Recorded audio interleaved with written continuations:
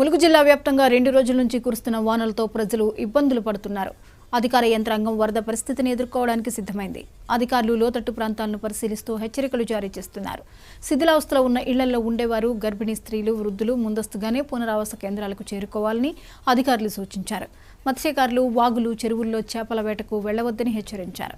ములుగు జిల్లా collector TS Diwakar పర్యవేక్షణలో ప్రభుత్వ శాఖలన్నీ సన్నద్ధంగా పనిచేస్తున్నాయి.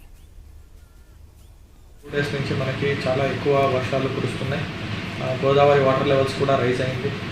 ఎంటైర్ అధికారిక యంత్రాంగం ఈ ఫ్లడ్ సిచ్యువేషన్ని హ్యాండిల్ చేయడానికి చాలా అప్రమత్తంగా ఫీల్డ్ లెవెల్లో తిరుగుతున్నారు.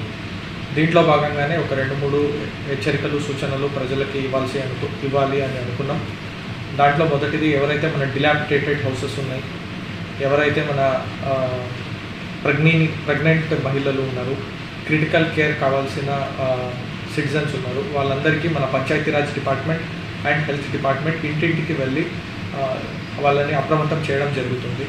ఎప్పుడైతే మన అధికారిక యంత్రాంగంతో ఫస్ట్ వార్నింగ్ వస్తుందో అప్పుడు అందరూ సహకరించి లో లైన్ ఏరియా నుంచి సేఫ్ ఏరియాకి వెళ్ళడానికి కోఆపరేట్ చేయాలని కోరుకుంటున్నాం. దీంతోపాటు మనము ఈ ఎక్కువ వాటర్ లెవెల్ రైజ్ అవుతున్న సమయంలో చాలామంది ఫిషింగ్ చేయడానికి చిన్న చిన్న బోట్లు, నాటుపడవలు తీసుకుని వాటర్లో దిగడం, ఇట్లాంటివన్నీ చేస్తున్నారు అని దృష్టికి వచ్చింది.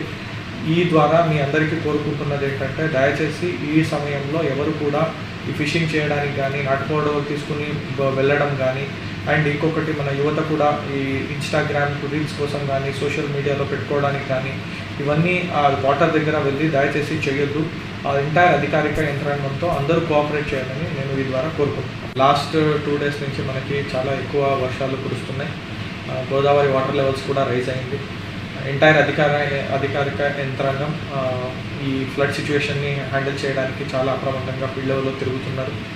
దీంట్లో భాగంగానే ఒక 2-3 హెచ్చరికలు, సూచనలు ప్రజలకి